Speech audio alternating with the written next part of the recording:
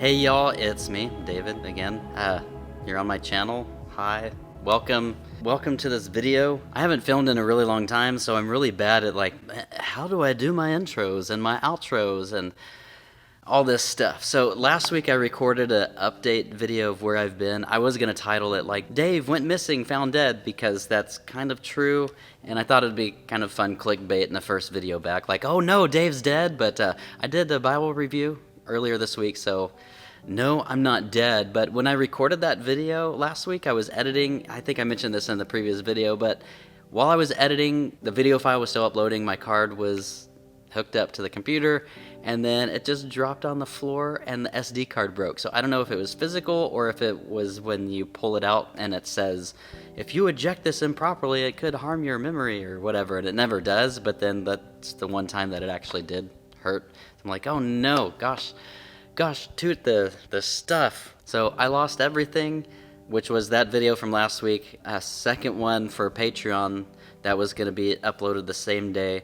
And then I lost all the videos that I had of the Bible that I filmed before I sent it off to Adrian. The faux leather, synthetic leather Cambridge Pit Minion ESV I'm having rebound, because that leather just completely fell apart. So I know some people say fake leather is not bad, and well, if you live in Texas and it's hot and humid, it's really bad. And so I had filmed some stuff about how bad it was, and not just the aesthetics and it falling apart, but it actually getting fake leather and the dye from the fake leather getting on other Bibles and on my bookshelf that I can't get off, and I've tried.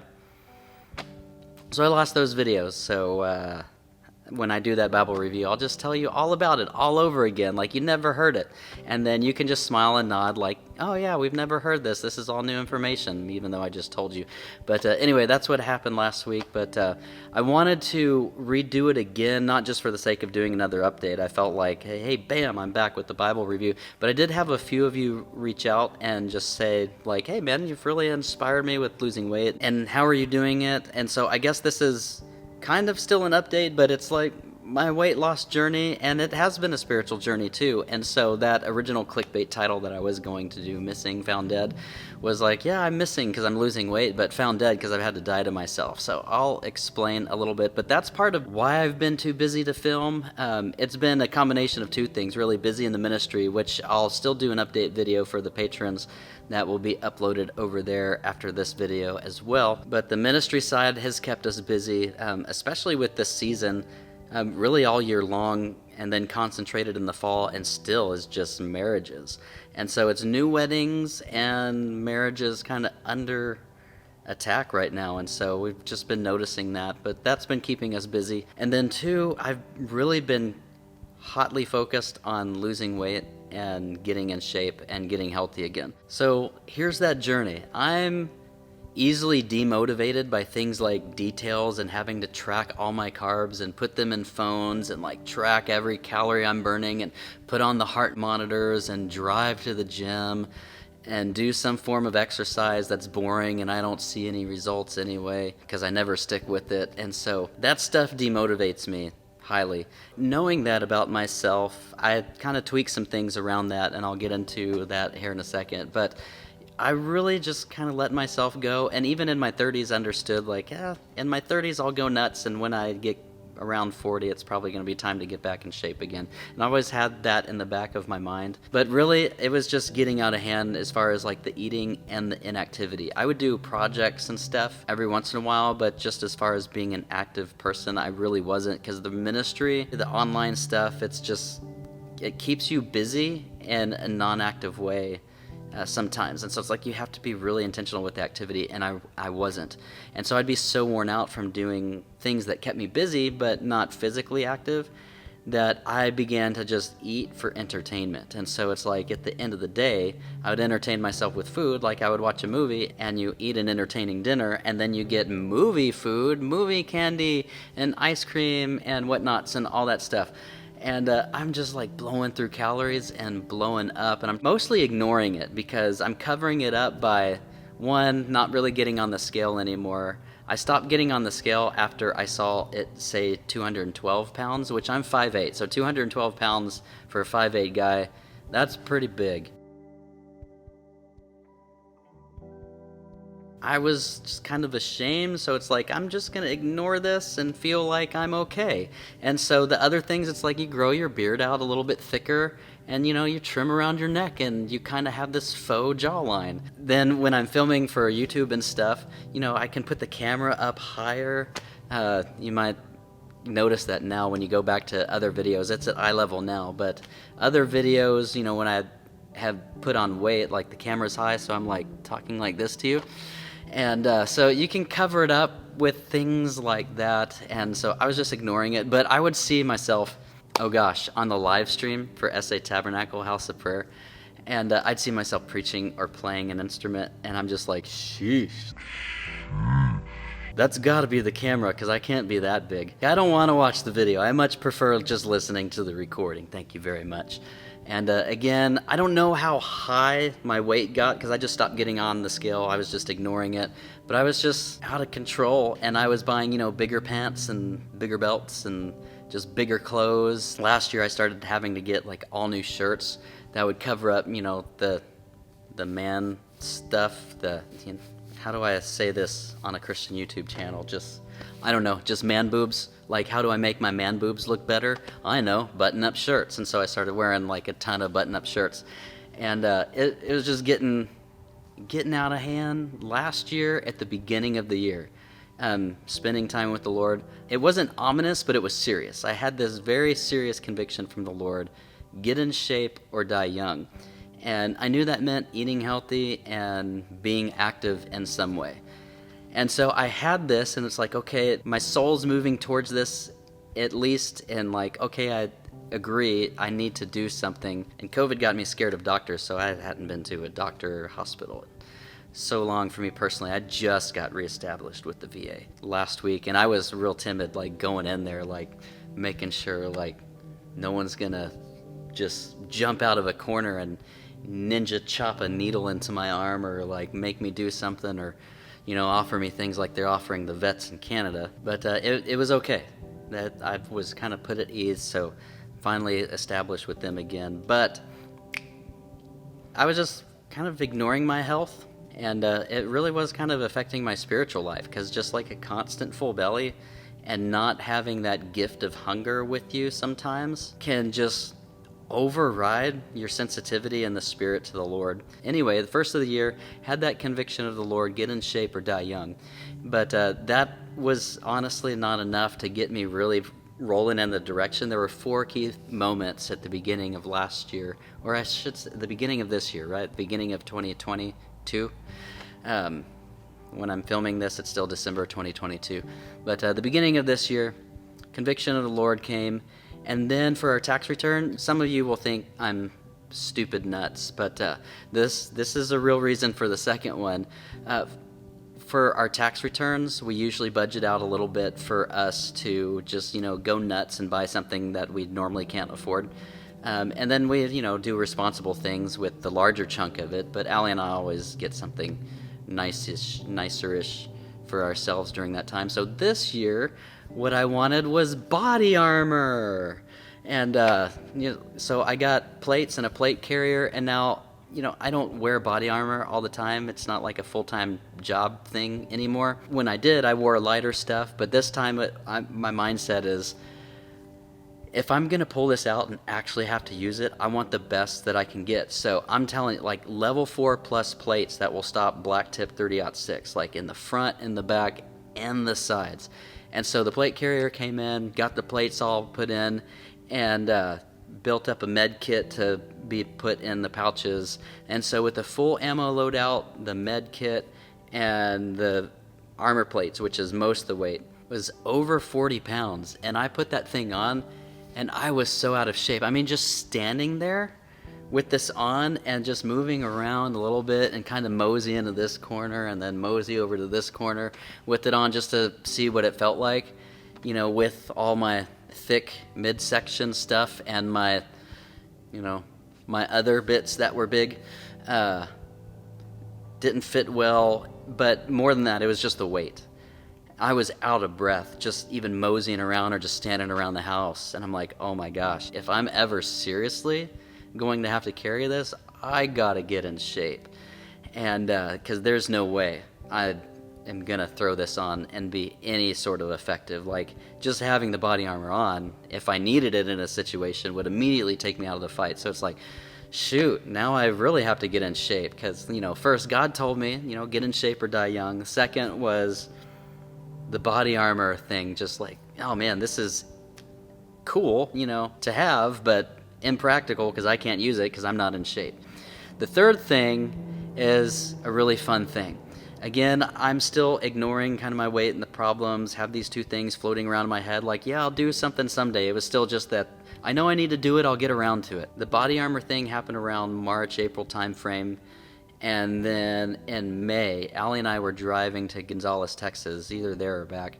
And I wanted to ask her, I wasn't insecure about it, so it wasn't coming from an unhealthy place. It was actually coming from a healthy place in regard to her and I's relationship. It's just been the best it has been in years, and it's just been getting better and better. And I just love my wife. We're about to celebrate 20 years being married this month, just 2 days after Christmas on the 27th.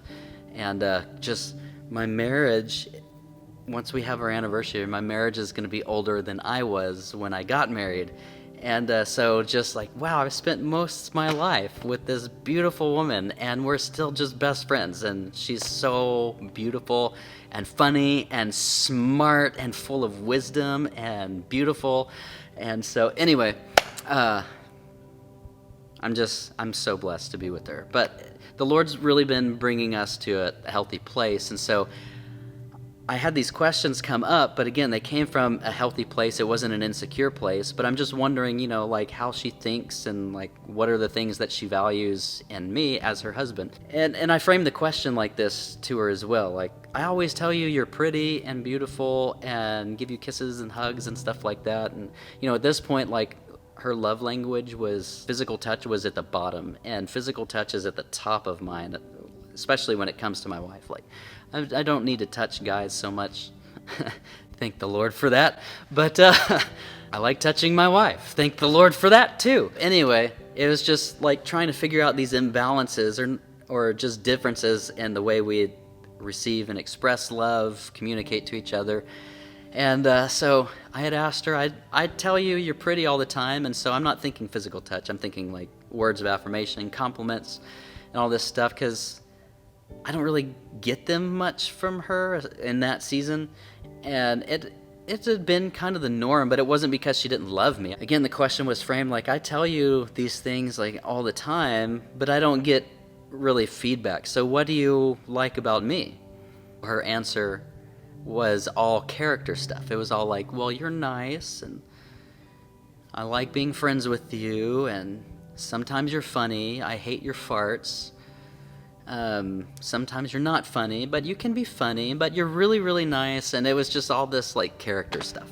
And so I'm like, well, that's nice that I'm nice, but I'm thinking like, does she not think I'm cute anymore? And so I asked her, like, well, that's cool. You didn't mention any of like the physical stuff though, and I always tell you you're beautiful. And so like, do you still think I'm hot? Are you attracted to me that way?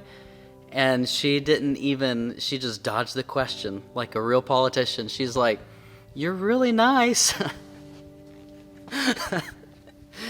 And so I'm like, okay, well, I mean, at least you left it unsaid enough for me to do the math. And so I was beginning to ask my next question, and she jumped in and she said, but girls don't care about that, because you can be hot but mean and you just ruin everything, and no one's going to be with someone who's mean even if they're hot.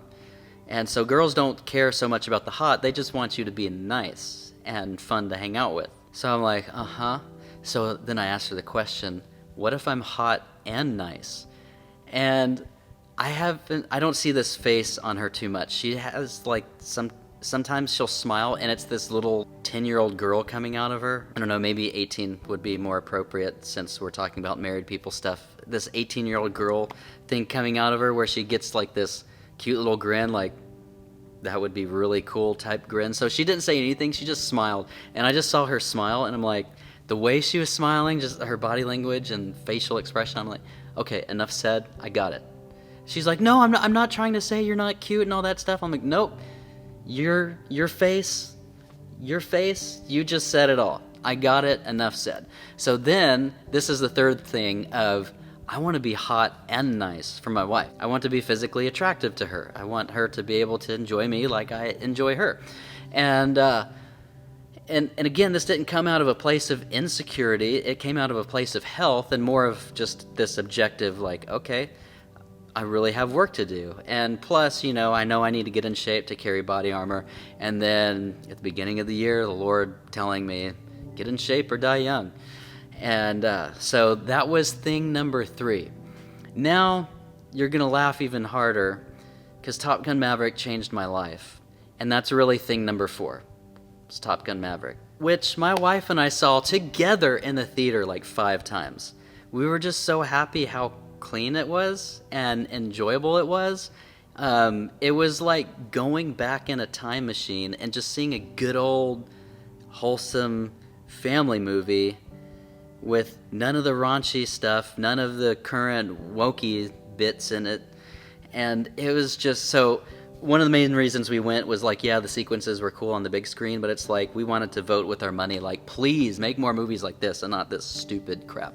But anyway, the first time we saw it was May 31st, and I remember because it was Memorial Day weekend and we could not get tickets. So May 31st was on a Tuesday, and that was the first day that everyone was kind of back to work. So it's like, finally, we can get tickets and go see this. So we really, really enjoyed the movie with our movie snacks, my giant Dr. Pepper Icy, and all the movie theater crap that we just loaded into our bellies.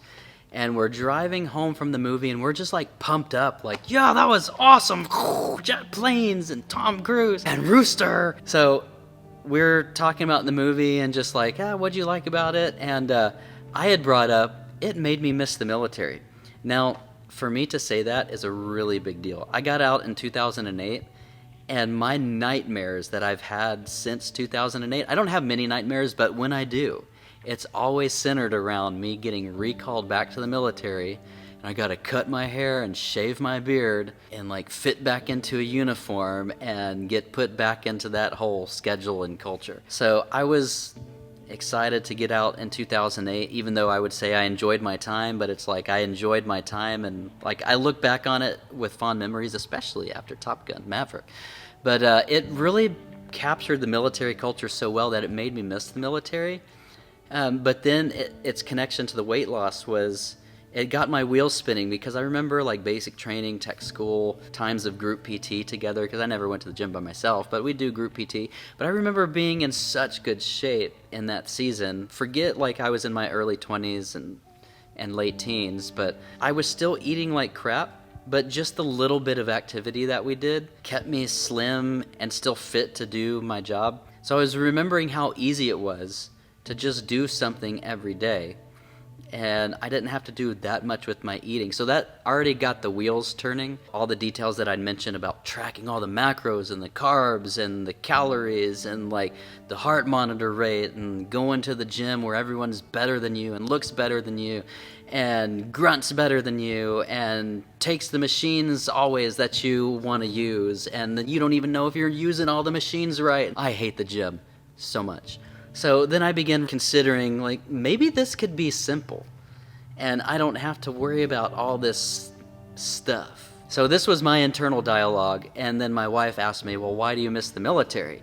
And then because this is my internal dialogue with myself, I'm like, I kind of just miss the training, like having fun with the friends, doing the training, and, being active like that. And two, like seeing all the fit guys with mustaches. I think there was one fit guy with a mustache. The other fit guys didn't have mustaches. But just seeing all that, I'm like, I wish I could be that for my wife. Remember the hot and nice? So she's like, yeah, we could, do this together. Because there's times where she wants to work hard, and there's been times where I wanted to like eat better or something, and we're never synced together. And so she's working hard and I demotivate her, or I'm working hard and she demotivates me, because it's always like we're at the store and like, let's get a bag of Reese's for a movie. Okay, let's get ice cream too, and let's get Twizzlers and Twix and Doves and Reasons, and just it piles up like every day's Christmas. And then you eat your meal and then you eat 3 meals worth of calories in candy. Like we're great at demotivating each other to not do good, because we're like, let's just do it this one time, and then the next day it's like, well, let's just do it this one more time again. But anyway, so what Top Gun Maverick did was it started this conversation that brought us kind of together on the same page, or at the same time, of like, let's start doing this together. As far as like, this is our purpose, is we're going to get healthy and lose weight. So Allie and I were talking about like getting back into the training and getting in shape, and me being hot and nice, and she started talking about that montage in Top Gun, where they're playing football on the beach with, no shirts and oils and stuff, and doing moves and things with mustaches. And I'm hearing her talk about the montage, and it's like, man, is my wife like stumbling here? Like, because she's telling me how excited she is, like, yeah, let's do this, and we need to get in shape, and we can do that, and you can get your rooster bod. Anyway, just like hearing my wife talk about these things, I'm like, I want montage abs for my wife. That day, after we filled up on all the movie theater junk, grabbed our bikes, threw them on the car, went for a quick 20-mile ride, and it was rough because it was May 31st, and those are hot days in San Antonio. And so we did that ride together, but now the difference between me and Allie is I get unmotivated about all the tiny details, and if people are, yelling at me or encouraging me to do better, that annoys me. I don't like that. Allie is the opposite. She wants the details and she wants the encouragement. So she actually started working with the trainer, going to this gym, and she goes to the Y now. But she tracks all the stuff. She has the people helping her with the motivation, and that works for her. That's great. That would not work for me. And so in the season, we're eating better. So it's easier to eat now that we're focusing on, eating better as a couple, even though our workouts aren't really together. And so she does her workout thing. But mine, honestly, was like just really simple.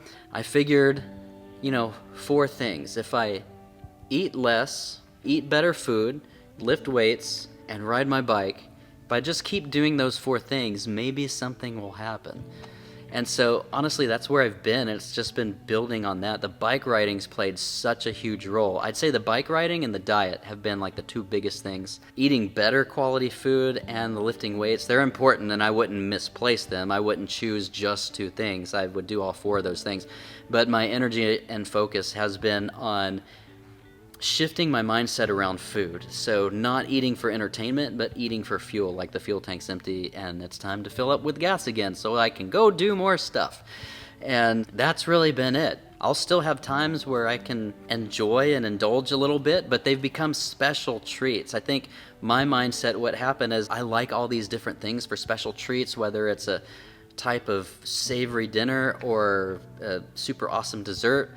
And I would eat those treats and basically feast just constantly, to the point where like a feast like Thanksgiving, like it didn't really mean anything, because it's like I eat more of what I want throughout the year, and then you come to a holiday where it's actually time to feast, and it's like the feast is kind of unimpressive, or you eat just so much that you just get sick and comatose. But anyway, so that was me. Honestly, this Thanksgiving I really didn't eat much, but I did eat some really good food, and I enjoyed it. And there's been other times where we eat and enjoy it, but again, like as far as a lifestyle shift, is like food is not entertainment anymore. But then really embracing the times of feasting together and enjoying the feast when you enjoy it, and then go ride your bike for 6 hours the next day and burn some of that off. But anyway, I mean, you don't have to ride 6 hours. But anyway, that mindset have to shift. Food is not an entertainment. And that began to really open up just a different level of relationship with the Lord, reminiscent to some of my earlier days, or even things that I wrote about in the book, where it's like, man, my spirit's just becoming so sensitive, and I'm just carrying like this hunger with me, like purposing in me, like I don't have to feel stuffed all the time, but I can feel hungry, and learning to enjoy that and turn that into the Lord and thank Him for the gift of hunger. It's just a whole different mindset. So now it's not like an eating disorder, or I don't even know the names of eating disorders. They're all escaping my mind. But I'm not any of those. I just enjoy the posture of being hungry before the Lord, especially when it's time to minister or approach the Word, pray, just those things. I love an empty stomach, like when I'm with Him in the Spirit. There's just something it does, and I know fasting is a spiritual discipline as well, but there's just something that kind of connects you into that fasted lifestyle where it's just like, God, I can feel you and you're so close, and it's just, man, it fills me so full of joy. And there's times that I've fasted with the Lord in the past and in the present where, man, I might not eat anything for a while, like a few days, but like just take a 1 to 3 day fast or something, and you just spend that time in the Bible and in prayer. It's almost like the spiritual that's more real than the natural begins to fill your natural stomach to where it's like, man, I don't really have hunger pangs. I'm just really enjoying the Lord. It's like I'm full on the feast of His Word. And so just being able to enjoy things like that again is just like, man, why did I even let myself go? But it was just little choices every once in a while. And so I've had to be purposeful about keeping the mindset in front of me of food is not entertainment, it's fuel. But then, when there are seasons of feast, like in the Bible, there were seasons of feast that you would have with your family and your friends all throughout the year. And then embracing those seasons of feast and enjoy them. But it's like, if you live stuffed your whole life, it's like you're robbing yourself of spiritual sensitivity. And then you don't have any capacity to really enjoy an actual feast, because you're feasting every day. And so anyway, just those are things, and I don't even know if that's clear or makes sense or makes you mad or makes you happy, but those are things that have just been rolling around in my heart that have really just become a fresh part of who I am. So that's the eating component. And you always hear, like, when you want to lose weight and get in shape, it's like 80% what you eat and 20% what you do as far as your active lifestyle. And so the weights have been great to like shape things up, get rid of like, these things and make them more manly. And so I've been doing that 3 days a week. And honestly, like, I don't want to be lifting weights during the day, and I don't want to go to the gym. So I just do dumbbells and calisthenics at the house. And no one tells me what to do. I know basic things, and I remember stuff from being in the military, but it's like, hey, if I got a flabby bit, like, how do I move a body part to like really like hone in on that flabby bit? And sometimes I'll Google, especially now that I'm getting close to my goal, I'll Google like, what are the exercises that hit this part of the body or this part of the body, so I can start like evening everything out, because I still have some bits to get rid of, but I'm almost there, and it's been a fun journey. But anyway, weights 3 days a week, and I do that for about an hour and a half, 2 hours, and I just wake up earlier. So, I haven't had to really change my routine for the weight workout, except just wake up earlier, and when you don't want to do it, just do it anyway. Now I get the Nike slogan, just do it. Because there's days where it's like, man, I really don't want to. I'd rather sleep in, or I'm just sore. I don't want to.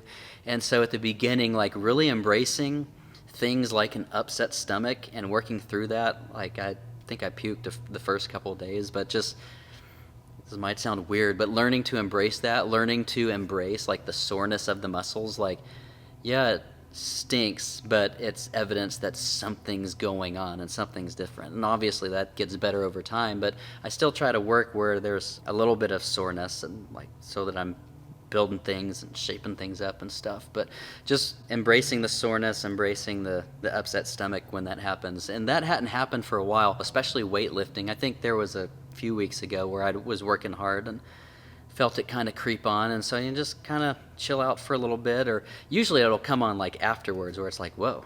But just let her fly, and in an appropriate spot, and you'll feel better afterwards. But just getting your body like used to being beaten to submission so that it can do things like carry your level 4+ plates. But I did have a 100-mile bike ride this last Tuesday, and it was my fastest average speed. I was pushing, and I got done quicker than I usually do, and I did start having an upset stomach. And I was at a traffic light with cars on both sides, and all of a sudden, like, I've got to go. I don't have tinted windows, and so I'm like, this is so embarrassing, but whatever. At least I have a bike on the back, so maybe they'll be like, wow, that guy really pushed it, or whatever. And the glove box just so happened to have like this puke bag.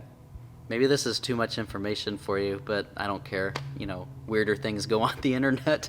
But I had a puke bag in the glove box, and it was perfect. Allie had put it in there and saved it from Ashton's hospital visit at the beginning of the year. And it had this plastic ring around it, so I could, blah, in the thingy, and still drive down the road. So I'm like, blah, and driving. But I don't get sick too much. But I just thought it was kind of a funny experience. So I came home with the puke bag in hand. I'm like, hey, Allie, I don't know where this came from, but can we order more of these on Amazon? Because it came in really handy today. And but anyway, that doesn't happen all the time. But I'm just saying, like, don't get unmotivated when your body doesn't feel good. It's like, what doesn't kill you makes you stronger, and enjoy the pain, enjoy the soreness. I don't think anyone enjoys puking, but you can feel good when you're done with it. But I'm just saying, like, work to those things, work past them, work with them, and use that to your advantage. With the bicycling, it's been one of the key things for me, really trimming down. Exercising honestly bores me. I'm still bored with the weightlifting, but at least it's an hour and a half, 2 hours. It's not that long, and at least I can do it in quiet with no music, even if I want to, and everyone's asleep, and no one's talking to you, and guys aren't grunting at the gym.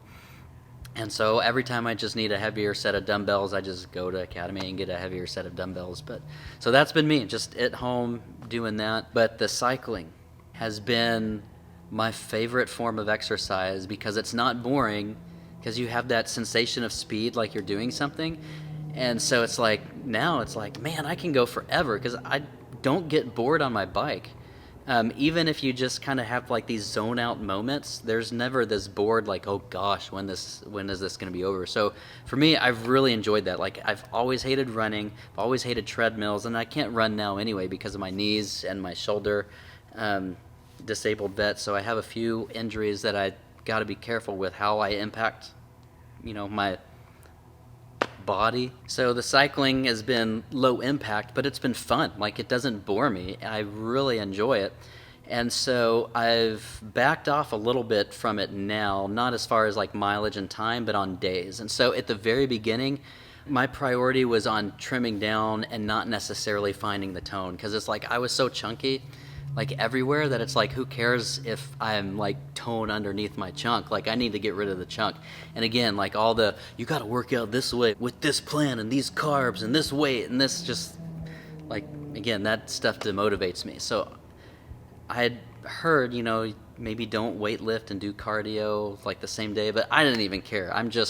I'm doing it. And so at the beginning, I'm lifting 3 days a week, but I was riding my bike every day. Now, it started about, my long rides were 20 miles, my short rides were about 8 to 12 miles, and so on days that I lifted, I would do a shorter ride, and I would just get on my Fuji hybrid bike and just rip it around the neighborhood. We've got a nice gravel trail that's about 3 miles one way, and so just basically ride to the park, ride that trail, and back again, and try to do that like as quick as I could, get my heart rate going and everything, and just rip it. And then on days I wasn't lifting and I had time, just, when I'm done at the prayer room, load up my bike, go to the park. And we've got wonderful trails in San Antonio. We have almost 100 miles of trails, and 2 of the trails connect. There's a 20 mile and an 18 mile that connect. If you park in the middle, ride one to the end, and then ride the other one and come back, you get 78 miles. And so they're all paved, asphalt or concrete. They're nice and wide, nice and smooth. It's pretty, like in the woods, and they're just beautiful trails, especially this last fall. They're gorgeous. And I just enjoyed riding them. So I would take my bike out if I had time for a longer ride, and I'd do 20 miles and come back, which would take me maybe 2 hours to do a 20-mile ride. But getting faster, and you get faster, and you want to go longer distances. And then by July, I had purchased a road bike, just something cheap, like entry-level Fuji road bike that I found on Facebook Marketplace. It's actually a women's bike that's 2 centimeters too small for me, but I did get it fitted the best I can. But she put gator skin tires on it and liners, so I've got about 6,000 miles on that bike now, and I still don't have a flat. Like the liners and the gator skin tires and those Vera wheels that she put on them are like money. Riding for so long now, I can see where like I'm limited and like I need a better bike for this and this and this, and maybe not like a women's seat. But anyway, it's worked fine. I've lost a lot of weight on that bike. But so I started alternating like road bike for long rides and the hybrid on the gravel, and really pushing myself to see like how long. So, now my short rides are like 20 miles, and I can knock one of those out in about an hour, sometimes less, especially if I'm riding around the neighborhood, because I can get pretty quick in the neighborhood. But if I go out on the trails, there's a lot of turns, so it's harder to keep your speed up higher. You can average over 15 miles an hour and still have that speed feeling, but you're having to turn in the trails a lot. But anyway, just having fun on my bike. And so for months I was riding every day, whether it was a short ride or a long ride, and the long rides were really just whatever I'd had time for. And so the long rides became 30 miles, then I'm like, well, let's do 40, now why not 50, and then let me ride to the end of this one trail and back, and that was 66 miles. I'm like, oh, how about that? And then a few weeks later, it's like, let me ride to the other trail and back, and I'm like, that was 78 miles, how about that? And then like, let's make it a nice round 80, and doing 80-mile rides, and then like, well, I should ride 100, and so I did my first 100-mile ride back in September, and now those are kind of a piece of cake to knock out. And so I can ride whatever I have time for. At the beginning of November, when we went on sabbatical, I had a 10.5-hour ride that took me 154 miles. You have the visual here now. I just basically rode from tip to tip twice, and did the 78-mile trail twice. But I had built up. It was just like a little bit longer, a little bit longer. It does take time. And it's been nice in the summer to be able to have time to ride before the sun sets at like 9:30, 10. But now the sun sets at like 5:30, and I have lights and I'll ride at night, but I don't like riding too much at night because you can't go as fast, and so you can't cover as much ground. So I try to be done, especially when it's cold and there's no sun to warm you up. So I haven't been able to ride as much, just riding whatever I have time for. But at the end of November, I kind of shifted because I felt like I had lost so much weight that it was time to really hone in on like specific exercises to do specific things. And so it's like lifting while I was losing the weight helped, but now I don't ride on days that I lift, so I have time to fully recover from the lift day and then ride the next day. But anyway, like I know folks would say like you're supposed to do that from the beginning, but to me, I'm just like, man, I need to hurry up and get those montage abs, and so I just want to lose the weight right now. I'll worry about what the muscles look like later. And so I've been kind of transitioning into that phase now. I've lost, from the 212 being my heaviest that I know of, I'm about 55 pounds down from that. I still have a little bit to go, but I've just been consistent with those things. And 154 miles or 100-mile bike ride, like that's not that big a deal for me now, but I know how daunting that could be, like on the front end when you're like, oh, I can't do that, so I'm not going to do it. But again, I just started small rides in the neighborhood, like lifting what I can. My workouts weren't an hour and a half or 2 hours at the beginning. I just did what I had capacity for. But again, kind of pushing yourself past your capacity a little bit so that you can grow your capacity. But really, like the 4 basic things were eat less, eat better stuff most of the time, lift weights, and ride my bike. And something will happen. And so it's been about 6 months later, and stuff's happened. And so I've really been enjoying it. I really have appreciated even the bike riding time. I don't listen to music. I just listen to the wind go by, and I listen to the Lord, and can just dialogue with Him. Or it's just this shut your mind off and just go type thing. And so I've really enjoyed the spiritual journey. I've enjoyed my wife's physical touch love language go up the charts, and so that's been fun for me. So now it's like coming up to physical touch, and now she'll say things like, oh, you look so cute and hot and stuff, married people stuff. And so I'm like, yay, finally. It took a lot for me to get in gear. I've been feeling for years like, man, I need to do something. And then even just those things at the beginning of the year, get in shape or die young. I can't practically carry my body armor. My wife thinks I'm nice, and that's it. But I want to be hot and nice for my wife. And then just the motivation of Top Gun Maverick just kind of made me miss the military and the training and realizing how simple it can be. And again, the simplicity is in the 4 things that I figured: eat less, eat better, lift weights, ride my bike. Something will happen. And it has. And so anyway, just having fun. I'm glad to be coming back around to the end of the year, facing 2023 now, and just be like, hey, God, thanks for telling me that last year. We did it. And so anyway, that's where a lot of my time has been, especially because of those bike rides, because you start ticking up the miles and they'll take a while. Like a 100-mile bike ride will take between 6 and 7 hours depending on the pace. My last one, I think I finished at 6 hours and 10 minutes or something like that for 100 miles. And so do like a 80 mile for 5 hours and so on and so forth. You can do math.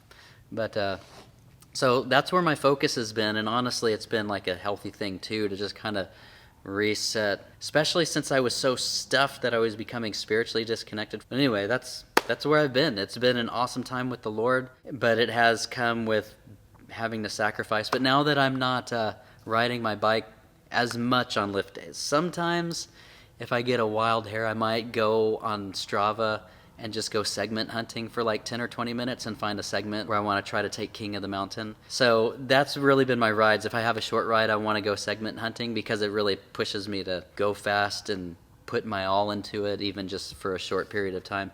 So if I do that, I'll do that before my workout. And then Tuesdays, Thursdays, and then depending on what the weekends look like, are the days where I try to ride longer and then keep every Tuesday at least a 100-mile ride. And then when the sun stays up longer, maybe it can go a little bit longer than that. But anyway, so saying the bike rides have taken a lot of time, but one of the things that's freeing up time to film is that I'm not riding as much on lift days. And so here I am with you, not riding my bike.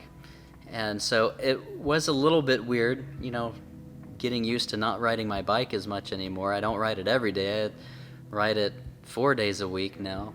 But it's still so much fun. I highly recommend it. And so anyway, that's for those of you that were asking, like, what am I doing? Am I on some special diet? Like, the special thing is just don't make it complicated and do stuff that you know will work, and don't quit.